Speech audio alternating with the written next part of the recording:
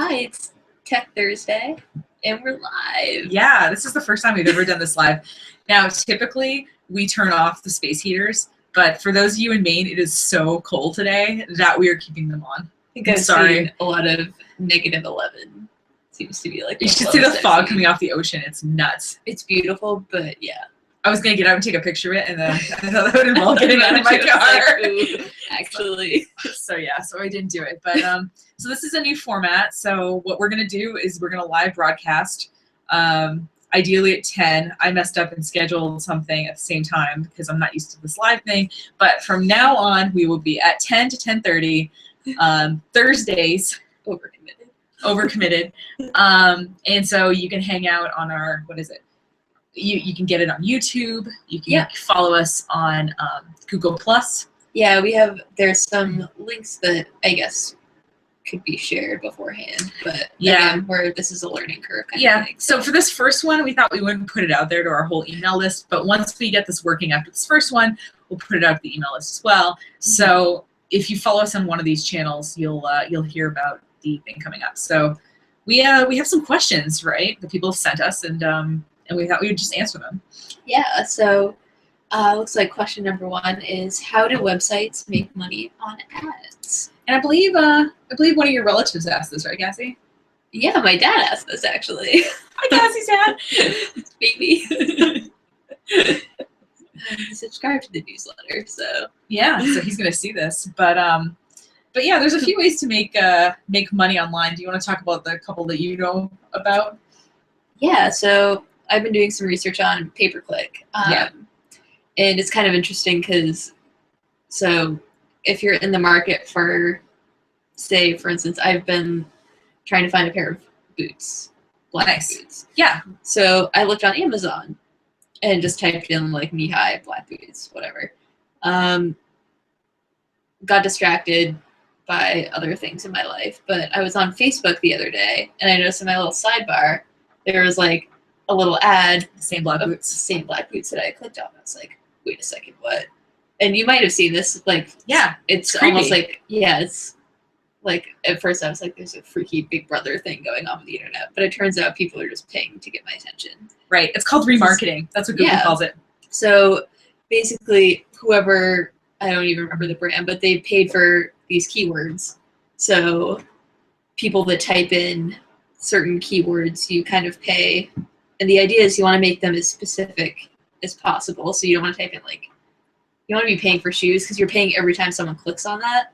And you want those people are ideally going to follow through. So they click on your ad and then you kind of want the click to equal a purchase. Mm-hmm. And if you make it too broad, then they might get there and be like, oh, this isn't really what I was looking for, and go back. And then I meant running shoes. You're paying for that. Yeah. Every time someone clicks on it. So yeah, the idea is to make it specific as possible. And there's a couple ways too. If you have like Google AdWords is a very common pay-per-click.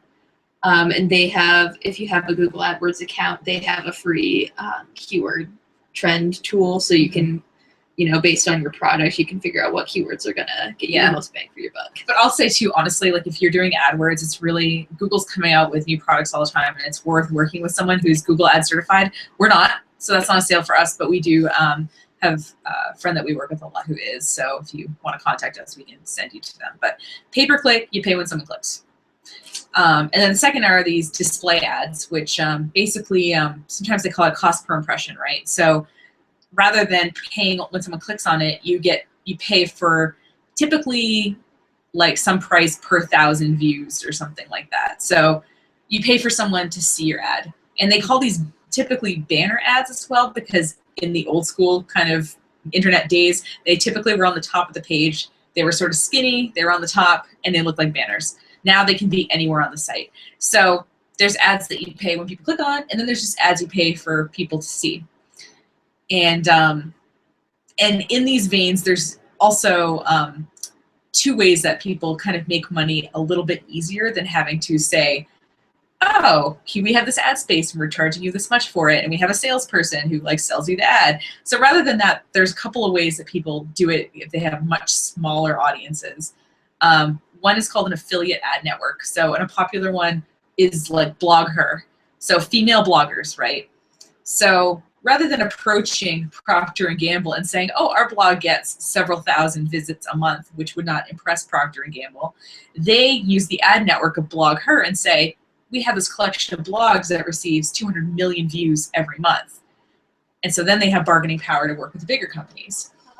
Yeah, totally. So you don't, and honestly, they take a pretty big cut, these ad networks, because, you know, they are doing this, they are selling, they are creating the ads, and basically you're just putting the little copy on your website for them to show up. They take like, I think BlogHer might take like 90%, but at the same time, you're getting like 10-ish%, which is more than you're getting paid if you don't have ads on your site. So there's that. And then the final way that people make money is affiliate links. So I'm sure that you know your favorite advice guru, wherever that may be. Yeah, right. I don't know. I'm trying to think of someone like a fitness professional or something. Like Jillian Michaels. Okay, I'm not picking on you, Jillian Michaels. I'm not sure if you even have these. She popped in my head too. Yeah. I can't remember her name, but that was So like, let's pretend you're Jillian Michaels and you have this cookbook that you really like to use. You didn't write the cookbook. You don't want to get in the business of selling this cookbook, but you want to recommend to people this cookbook. That's what the affiliate link does. So you can say, work with Amazon affiliate is a really popular affiliate program. You find it on Amazon, you sign up for the affiliate program. They give you a special little link with a special little tracking code. And so when someone clicks from your Jillian Michaels site onto Amazon and buys the book, you get like 2%. So a lot of bloggers, you'll notice they have book recommendations. They have maybe some software recommendations. So lots of people in our line of work are resellers for Constant Contact. So that's different ways that you can make money on your website, whether it's showing ads, recommending products, or I guess, yeah. So those are the main ways: showing ads, recommending products, or selling your services right through your website. That's how you make money by advertising things on your site. So we hope Papa Strout is happy with our response, and the internet is as well. Oh, this next question is a pretty good one. Oh yeah, I like this a lot. Why can I check my email on my phone but not my computer? Oh yeah, people will have problems sometimes. So they call us up and they say, hey, I suddenly, you know, because the first thing we ask when people say, I can't check my emails, we're trying to figure out what the problem is. We say, you know, and most everyone has a cell phone now or an iPad or something. I say, can you check it on your iPad and not, or on your computer? Have you tried both? And they'll say sometimes, oh, I can check it on one and not the other. So there's some potential problems. We can help you solve them. Yeah, so the first one is an IP block. And correct me if I'm wrong, but that's like when you're trying to log in from one like computer too much and you keep getting it wrong, so then it eventually blocks you. It's like you're a hacker. It seems like you're a hacker, right? So every device that you own access to the internet has its own IP address. Your phone has its IP address, your computer, your other computer, your iPad. So any one of us has, I think there's like 7 devices in this room that have IP addresses associated with them, including our printer. So let's say, because it's on the network, right? So let's say that from this one computer you've forgot your password or something, and your cat was walking across the keyboard. Did that happen to you? My cat just lies on the keyboard because he's just like, yeah, you just throw something in the middle of the ground and then you try to find it. Like, I have to look under the cat. I have to look under with the cat. So yeah, so that could happen if your cat is on your computer and you've unsuccessfully tried to log in a few times. Sometimes your server kind of says, oh, this IP address is trying to break in, and they'll block you. So a lot of times we just have the person go to whatismyip.com, tell us what's written there. We unblock their IP on the server, and that usually fixes the problem. It's usually 90% of the time. Yeah. There's always that 10% that life likes to throw at you. That doesn't quite fix the problem. The next one, the other 10%. So I guess I don't know what percent this is, but something to do with the settings on your computer. Yeah, so sometimes what I tell people to do is go on your account and look at your account settings and compare them to the settings on the device that's working. I will not tell you how many times it's like they've written .con or they forgot the period at the, between the server and the .com. So sometimes it's something really dumb. Like this morning, actually, I was trying to log into my Gmail and it wouldn't let me log in. And then I looked and I had typed my email address wrong. So anyway, I checked that with, I forget the ink. Yes. The Breaking Even. I know. I'm sorry. Like, it's because some jerk wants me to buy Breaking Even for $13,000. That's why we don't own breakingeven.com, folks. By the way, whoever owns that, as soon as you're done owning that, I will just buy it. But I'm not paying that kind of money for it. Sorry. But yeah, and then the last thing I have people do, which they always hate doing, is I said, does your webmail work? So it's one thing. oh yeah, the webmail. The webmail, right? So it's a logical question because what I'm trying to figure out is it a problem with your device or is it a problem with your entire email? So typically most web hosts have a way that you can check your email on their server. Sometimes it's like, your domain, whatever /webmail. Sometimes it's, you go to whatever, the web host and you click on the webmail icon after you log in, whatever.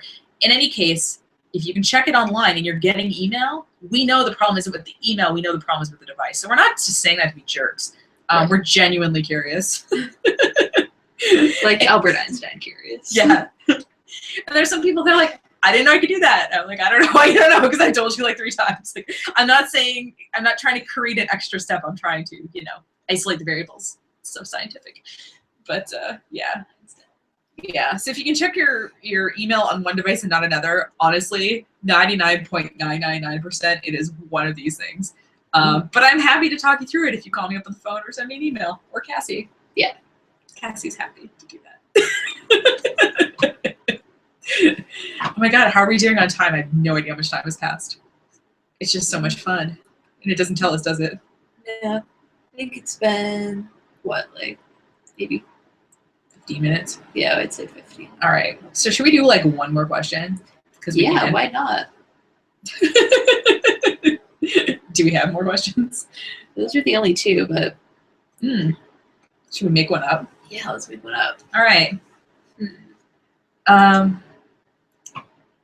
Okay, Cassie. So,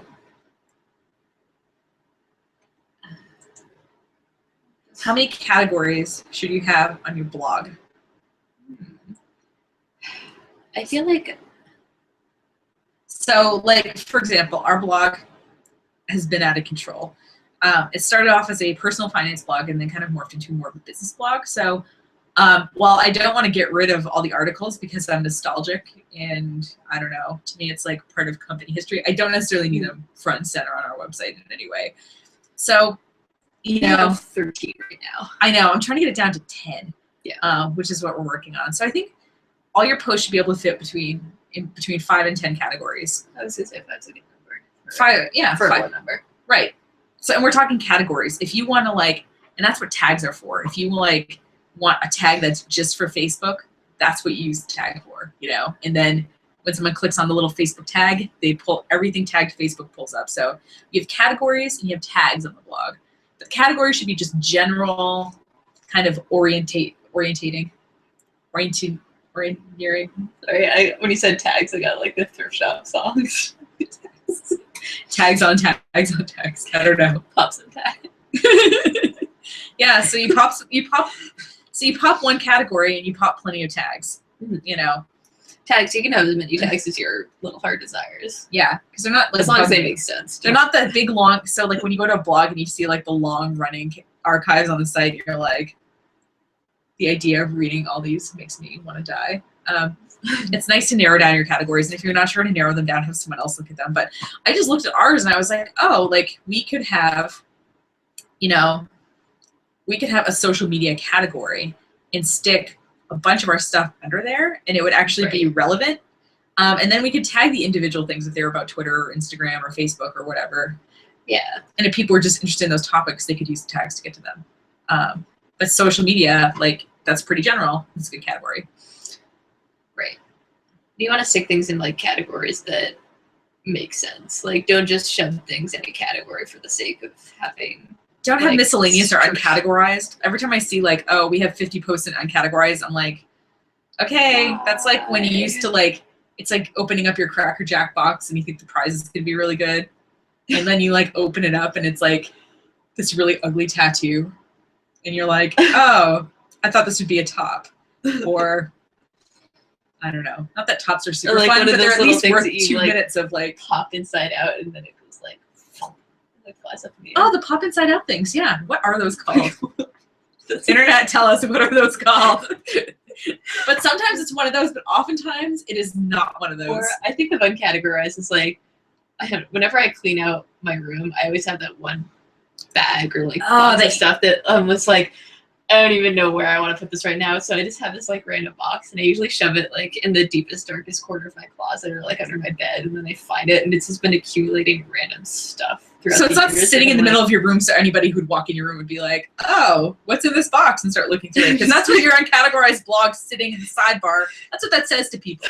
Like I found my pig frame glasses from like my first ever pair of glasses from when I was 12. Can you please find either a picture of those or take a picture of those that we can include in this post? My brother actually, remember the Shrine meme? Oh, do you have glasses? Was it the glasses I was I thought they have pigs on them?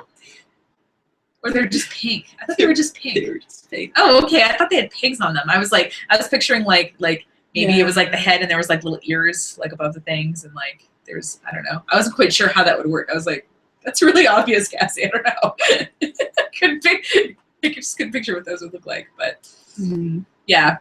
So yeah, don't be the pig glasses of the internet. They're really not bad glasses, guys. They were really cool back in the day. They were really cool at the time. My friend had the same glasses, but they were gray. Shout out to Laura. Hey, Laura. Yeah. So, see, if you send us questions, we could talk to you just like this. You could be internet famous. Tens of people could see us mention your name. Tens of people. Yeah, kind of. Our adoring fans. So many adoring. So yeah. So next time, if you have a question, you can email it to us ahead of time, and we'll mention your name, and we'll wave at you. Just maybe we'll even come up with more fun ways to acknowledge people. Or come up with a haiku for you. You come up with haikus for people on the spot? Not on the spot. You have to give it in advance. That's my okay. Okay, so if you get it in advance, Cassie will make up a haiku for you. I just kind of want to see what that looks like. So I kind of do too. I'm curious. I just kind of said that, but I will do it. Sometimes Cassie and I say things in a moment that we don't really mean, but we do stick to our promises.